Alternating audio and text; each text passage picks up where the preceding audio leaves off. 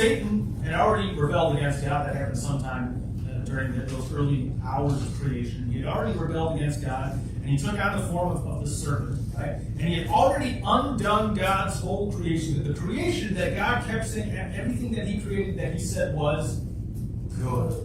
But when God uses that word, it's a little bit more than good, right? I can tell people, hey, the Bears played good, okay?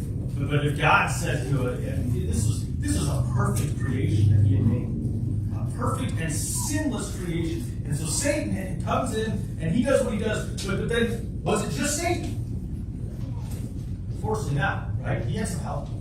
Adam and Eve, who inexplicably decided that we're going to try this fruit, right? And why? Because what did they say? It was desirable for gaining wisdom. So they thought if we eat this fruit, we're somehow or other going to be smart. What's the only thing they seem to learn, though?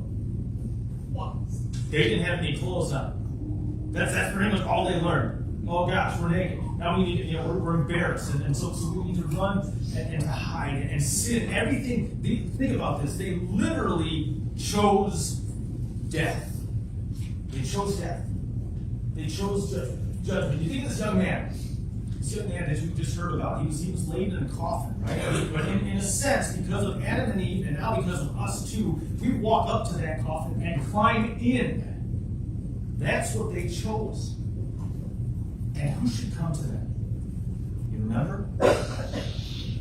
Who goes to them? They had chosen to completely forsake God, to go against the one commandment that he gave them. It's like that meeting. So you had one job. You had one job. Don't touch this tree. And they had chosen to go against that one commandment and bring death and hell and judgment into this world. And who comes to them? God does. Because he knows them. They can't come to me. They're dead. They cannot on their own come to me. And so it says God is walking in the garden in the cool of the day. And we know that the judgment he passes, we know the curses that he pronounces, right? And justly so. He pronounces those curses on Adam and Eve, but he also gives them a promise. You see, God, the author of life, walks up to death itself, looks it in the eye, and says, I'm going to undo this. I'm going to fix this problem. And of course, we know that he did. And that promised one who would crush the head of the serpent, who would get struck on his heel. He would die. He would most certainly die. He would taste death for us. But then he would beat it. He would get up again, just like that young man in his coffin. Now, death leaves all kinds of consequences in its wake, doesn't it? I mean, we know this. We've all experienced someone in our past, a relative or someone that was close to us who has gone into death, who's died. First of all, there's grief, obviously. Grief is a very difficult thing. I know a young lady only through social media, but she was recently married this past summer. I think had been dating a guy for the longest time, and he even was living in Virginia, relocated to North Carolina. Okay? He just recently died. And her grief is understandably profound. It's unbelievable. And she uses social media to sort of as her sounding board.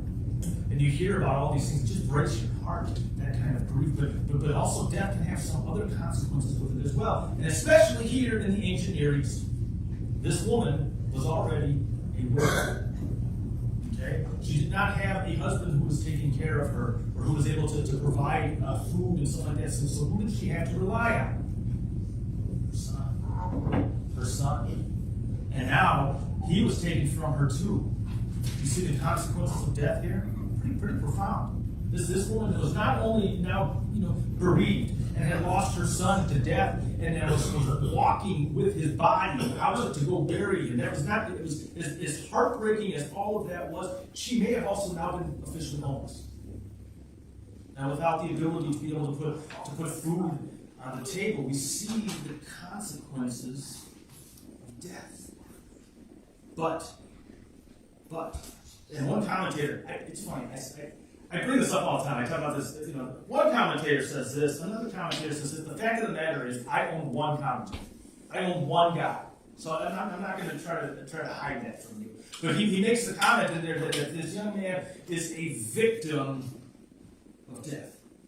He's the victim of death. But let's go back to the garden. Who chooses death? Death does not come after us like it's some guy in a dark alley. That's not. It's ultimately, as I said, it's us. It's us.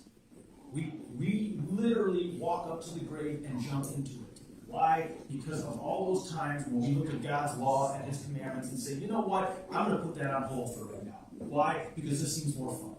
Or I'm so upset right now that I don't care how I'm supposed to love my neighbor. I'm going to tell them exactly what it is I think of them. See that? The wages of sin is death.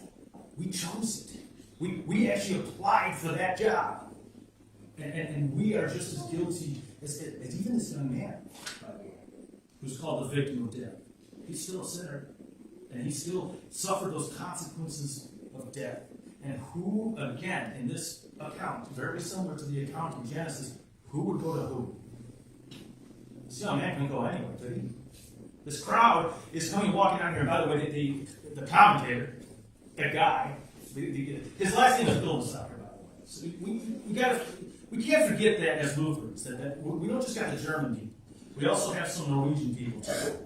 And that's his last name. And he says that this, the city, you understand how a gate was in a city, and sort of the hallway, if you will, that brought you out of the city. If Jesus and this crowd of people are walking into the city, and they're walking out as a funeral procession, they had to meet. They had no choice. But I contend that while that may very well be the case, physically speaking, Jesus goes to them. Like God walking in the cool of the garden. Who should go to who? And he walks right up to the coffin. Walks right up to death itself. And puts his hand even on the coffin. And then, of course, you heard what happened. That's the one of the reasons why I don't like preaching on miracles, is because Luke just says it so much better than I can. Right? He says, young man, I say to you, get up. And by the way, I thought about this. You got to understand, he's laying in a coffin, but he was covered with a shroud. So this wasn't like a Monty Python skit where he said, young man, I say to you, get up, and boom, puts his head on. So he gets right up, and there he is alive. And what does Jesus do? The same thing that Elijah did. He gives the boy back to his mother. God walked up to death. Jesus did, didn't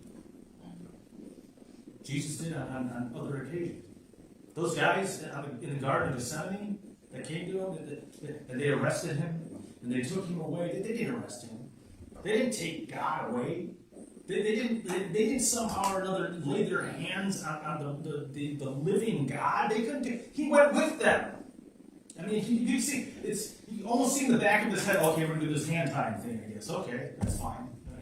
You're going to lead me away. You're going to blindfold me and slap me and do all these things to me and stuff like that. He allowed that to happen. Pilate did not condemn Jesus to die. He says that no one takes my life from me. I lay it down of my own accord. Think about that. Pilate was simply contributing to God's holy plan to save mankind from their sins, to save you and I. Think about that. That's the way God operates. And I thought I never miss an opportunity to mention this about Pilate too, right? That he washed his hands. And so we're about to confess the Nicene Creed, and guess whose name is in there? Pilate. He's like, hey, I got nothing to do with this. We're like, yes, you do. Yes, you do. God's doing an amazing thing here. They didn't lead him like a condemned criminal, like if he was going out to die and force him to go to the place of the skull and he will do it on the cross. He said, no one takes my life from me. I lay it down on my own accord. God himself walked up to death. He walked up to death and he embraced it. He took death. He himself died as payment for each and every single one of our sins. And so that one day he will say to us, exactly as he said to this young boy named, say, son, daughter, get up. Get up. And we can be sure of that because of what he has already done for us. It's in his most holy name I say. Amen.